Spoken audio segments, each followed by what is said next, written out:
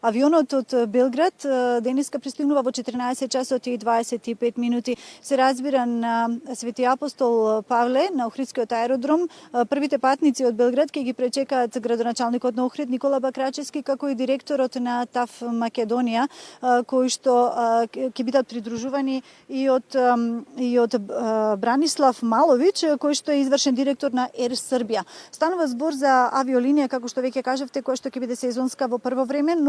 но се прават заложби оваа линија да имаме и во текот на целата година. Морам јас да напоменам дека овој лет е на иницијатива на градоначалникот на Охрид Никола Бакрачевски, кој што првичните разговори ги имаше во месец февруари со раководството на Ер Србија и веднаш после тоа веќе вродуваат со плот на почетокот на летната сезона. Станува збор за туристи кои што ќе ни доаѓаат од Белград, но оваа линија е многу значајна за Охрид затоа што Белград има директни конекции и со Њујорк, што значи дека ќе имаме преку оваа линија ќе имаме можност да имаме туристи, гости, посетители и од Соединетите Американски држави, а знаеме дека Њујоркскиот аеродром е добра конекција, значи не само со гостите од Америка, така да оваа линија навистина ќе биде значајна за Охрид и за Македонија. Уште еднаш ќе напоменам,